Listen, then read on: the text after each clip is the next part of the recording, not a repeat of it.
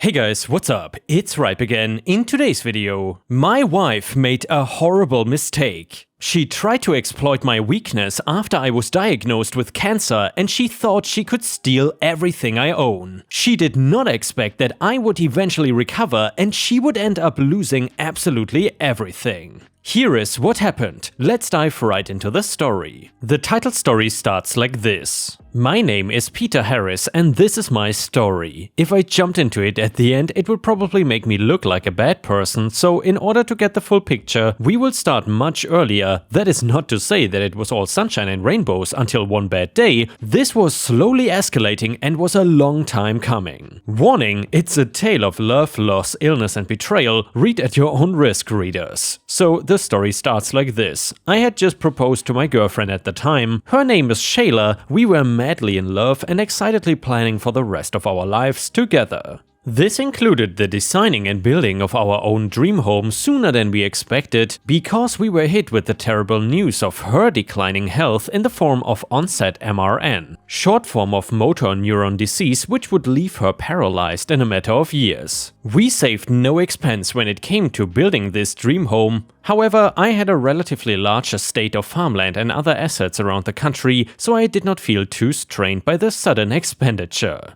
To top it off, we set aside a portion of my farm to build the house on, so it's not like we had to buy a field somewhere else on top of these changes. This did ultimately mean we were not moving far, but that did not mean much to us at the time. A few months into the process, I had noticed my own health had started failing me lately, although I chalked it up to the long hours and overall stress of the situation we were in, and I never paid it much mind. That was until I had started coughing up blood, which, if nothing else, did at least push me into finally booking an appointment to get it checked out. After a month and many tests and visits to the hospital, they discovered I had an advanced stage of lung cancer which gone unnoticed for what they worriedly estimated to only be a while. They were honest with me, very cold and clinical in their approach, describing my chances and the treatment plans they could provide. We were scared for our future that was looking bleaker than ever, but my wife and I were resolute in standing against it together. At least that's what I thought. The reality of it was a lot more cruel than the illness I was facing. Despite her support at the start of my treatment, I slowly began to notice an oddness to her behavior over the next few weeks. A lack of eye contact, lack of communication, a lot of hours spent on her own doing chores, all of this I also happened to notice between my own bouts of extreme sickness and fatigue due to the chemotherapy treatments. Shayla had suddenly started to grow quiet and emotionally distant, her love for me wilting like a flower in the winter. The greatest shock and clarity of this came when she approached me with the idea of planning ahead, as she called it, transferring ownership of the farm over to her sooner rather than later. While she had articulated the benefits quite well, it came off more like a business pitch than a heartfelt chat, and with her changes in behavior, I did not know if I could trust her intentions. I told her I would sleep on it, but when she became insistent on an answer, I rejected her proposal. This was the turning point in the relationship completely. We had confronted and overcome many challenges together in our shared past, but this barrier between us was not something we could handle. On one side, I fought for my life, and on the other, the love of my life fought to take everything from that life away. I was asleep when she left, but a short handwritten note and an empty wardrobe later told me she would be away for a while. I sighed, I cried, but it was not totally unexpected. That said, with my deteriorating state, I found myself bedridden much of the day and awake much of the night, leaving me a wreck of a person. Something that ordinarily would be a mountain to manage even with help was now my burden solely. Desperation finally set in, and in a moment of weakness and vulnerability, I found myself ringing my eldest son late one evening, asking him to come over for the night, fearing the worst. His stay was extended to 2 weeks, leaving him to care for me all day and night. I hated to rely on someone, but there was no other way. I would have gotten to the hospital otherwise. And just when I felt like I was at my absolute lowest point, Shayla came waltzing back into my life like she had never been gone. Not so much as a text message since her abrupt departure those few weeks ago, but now it was though she were a different person. She knelt by my bedside and warmly stroking my hand. Too weak to voice any disapproval or argument, she was able to send my son home without any trouble, leaving me completely at her mercy. Time began to blur somewhat after that as I dozed in and out of consciousness. Hospital visits were either cancelled or blocked from my memory entirely, and strong drugs seemed to dull the pain, although they also succeeded in dulling my senses, leaving me prone to wild hallucinations, unsure if I was ever awake or asleep. I found out much later that Shayla had pleaded with my doctor for the drugs after exaggerating my condition slightly. This helped make it seem more believable when I had missed a few hospital appointments as well. And just as it had been before, all she ever wanted were the deeds to my farm. Sadly, I had neither the wit nor strength to stop her this time. I remember brief flashes of a stranger at my bedside guided in by Shayla, a pen thrust into my shaking palm and maneuvered by her hand to scribble what could loosely be called a signature. The next thing I remember was my son shaking me awake with worry strewn wide across his face. It turns out I had been asleep nearly a week and he had gotten concerned when no one here picked up the phone. Shayla, after finally getting her wish, had abandoned me as quickly now as she had the first time. Throughout these last months, I had faced challenge after challenge, heartbreak, betrayal, I faced death and thought I had given up the fight. However, this helped to fuel my luster for life, and bitter revenge demanded my complete recovery. My son stayed by my side from that day until I was well enough to travel on my own. The doctors were astonished but extremely worried with my sudden change in attitude, although I did not tell them why. I called for a meeting with my attorney to discuss what Shayla had done, leaving no moment unaccounted for. Steadily my case against her was collected and my attorney set our terms. Return of the farm taken through nefarious manipulation of the owner without consent, and the sum of $100,000 in emotional damages and medical treatment fees. As I expected, they rejected it quickly, but that only made my justice sweeter. So I took Shayla to court that following Monday, and at the end of many lengthy proceedings, it was concluded that my farm be returned to its rightful owner. The fees granted to us and the money I made selling our dream home later more than made up for it. Now Shayla was penniless and homeless, and she never bothered me again. And yeah, Ripe Stars, that is so difficult for me to imagine how a relationship can change so quickly. Just imagine that you are diagnosed with a super severe illness and then suddenly your partner decides to act maliciously and steal from you. I mean, I doubt that would ever happen to me, but I can feel how difficult that must have been for OP.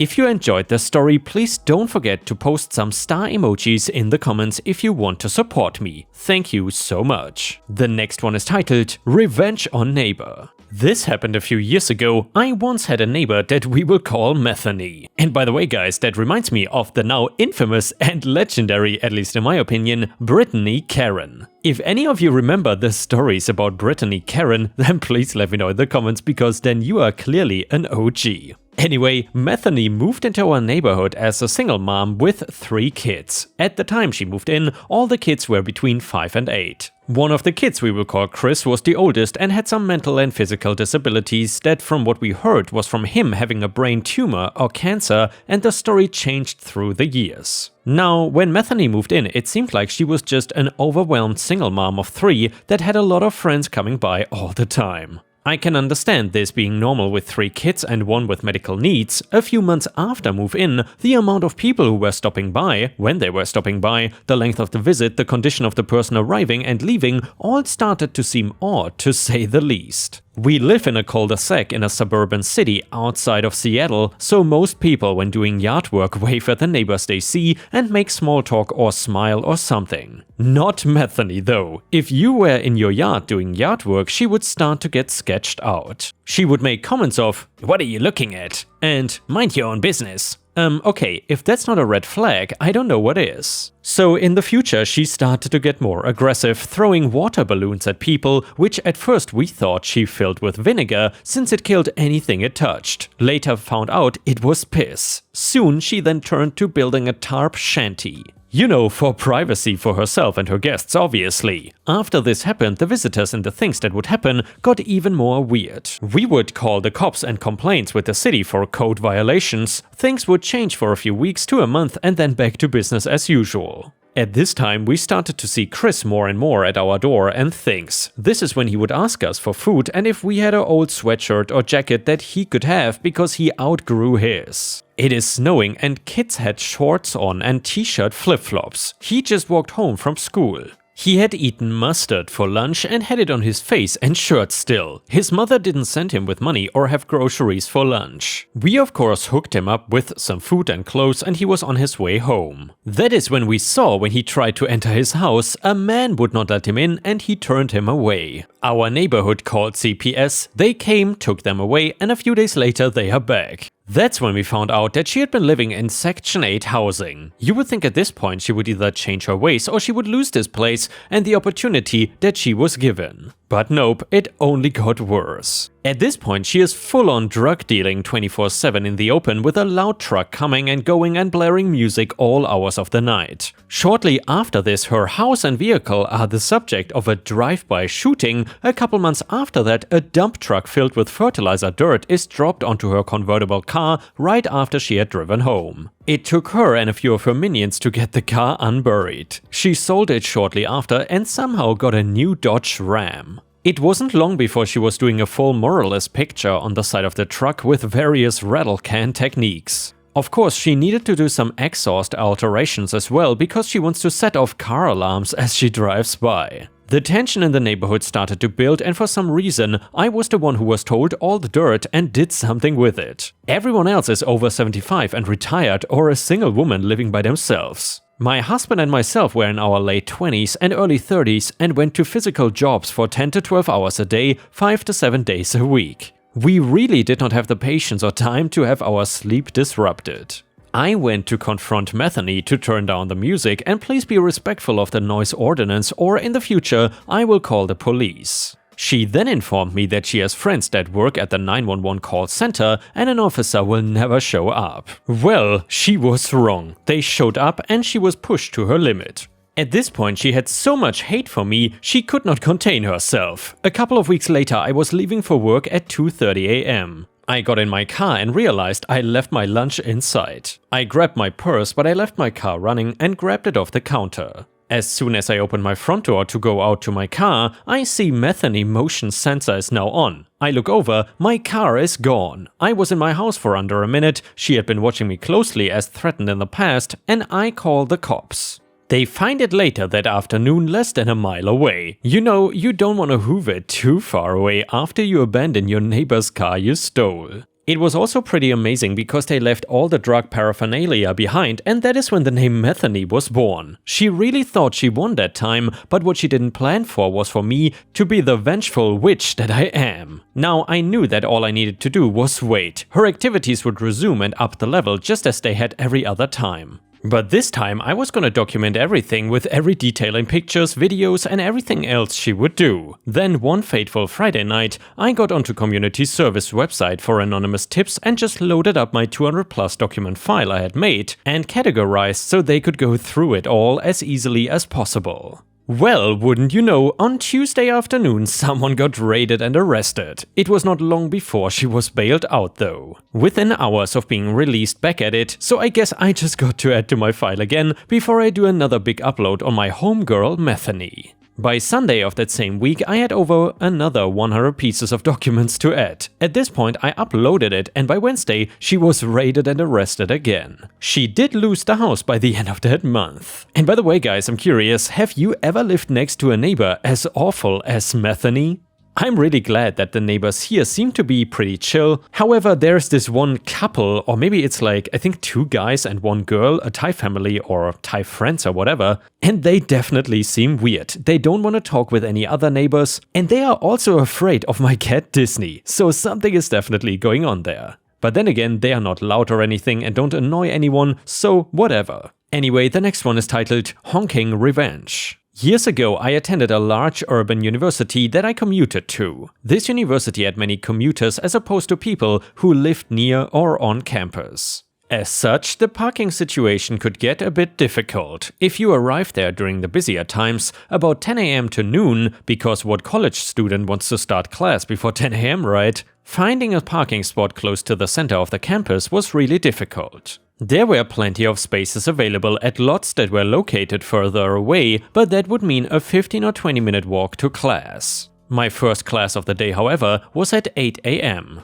So I could drive right into the main parking deck near the center of campus and have my pick of spots. By the time I would leave campus, the parking deck would be full of panicked students driving like maniacs through the parking deck, trying to find a parking spot in the very full deck, and hoping to get lucky that they would see someone pulling out and be able to snag that spot. It was really chaotic. Typically, I would return to my car, get in, carefully pull out into the madness and drive home. But one day, another driver was stalking me on my walk to my car and then watching me get in when they decided that I was not leaving fast enough. So they honked their horn at me and made a rude gesture. As a result of that, I suddenly realized that my window washer fluid needed to be topped off and I had better check my oil. I deliberately walked to the back of my car, opened the hatch and got out my spare bottle of washer fluid and a paper towel. I then popped the hood and carefully filled the washer reservoir and checked my oil. The idiot that had honked at me drove off in a rage. The guy that was stuck behind the rage driver was laughing and gave me plenty of room to pull out of my spot and then pulled into the now vacant parking space. Most satisfying petty revenge ever. And by the way guys, if you have ever gotten satisfying petty revenge on anyone, then I would love to hear your story in the comments. Please feel free to share it with us. The next one is a story from r/petty revenge and it is titled Steal My Dinner? I'm going to minorly inconvenience you. Friday night, my wife ordered a takeaway for delivery for us. An hour and a half later, it had not arrived and she called the shop and they were surprised and said they delivered it a while ago. Turns out they delivered it to the wrong house. Long story short, our road turns into a different road partway down. It is rare, but stuff can go wrong and it doesn't usually happen because you have to go past our house to get there. Rather than say we didn't order anything and check the address, they took in the food and ate it. The delivery driver went around and asked them before delivering the new order to us again. When asked why it took it if he didn't order it, he said, "I don't know." The delivery place were great. Granted, they made a small mistake, but the guy at the other house shouldn't have taken it in. This meant we didn't get our food till 2 hours after ordering, and they were very apologetic. I, however, was very angry and wanted to confront the guy, but decided against it. I contemplated my revenge, everything from emptying our dog poo bin in front of their door to putting a brick through their window. And I quickly realized this was overkill. I went out with some friends and told them the story, and one of them suggested something great. Post a jiffy bag with a note in it to them without postage. This will mean they'll get a notification from the post office saying there is a letter, they will have to go down to pay the postage and pick the letter up. In it will be a note asking them if they enjoyed my kebab. I feel this is sufficiently petty and will give me a nice feeling of satisfaction. The next one is titled, Let's Just Make a New Town. Southern folks can be petty, and this is a story dating back to the 1940s. In the early days of WW2, the Army Air Corps decided to build a new Air Force base and they decided to call it Robins AFB. Around that base grew a community and the town of Warner Robins, Georgia was created in 1942. Well, being Southern meant you were a Christian back then, and it meant your church was very important to you. Now, the history is murky on the subject, but the tale goes that the First Baptist Church of Warner Robins was operating its services in Warner Robins, Georgia. After the war, many service members had returned from their time fighting overseas, and Robins AFB had steadily been growing. Well, a group of individuals decided to create their own church, also called First Baptist Church of Warner Robins. Now, you see, that's a problem because you cannot have two churches with the same name in the same town, because to be frank, that's a bit confusing.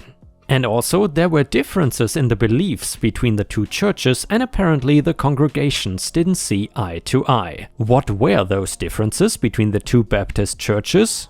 To be honest, I got no idea on this God's green earth what kind of differences can exist between two groups of people who not only follow the same religion, but essentially the same version of their respective religion, but nonetheless they fought over it. Apparently this went to court, or at least someone with some authority. Some say a zoning commission made the ruling. It happened so long ago, most people had forgotten, and the decision was made. The new First Baptist Church of Warner Robins could not be named First Baptist Church of Warner Robins. It was suggested that they simply call themselves the Second Baptist Church of Warner Robins. However, they felt that God valued their opinion more than the other Baptist church, and that they couldn't stand by and be called the Second Baptist Church. Now Southern, they can be petty. However, they were not allowed to call themselves First Baptist Church. So what did they do?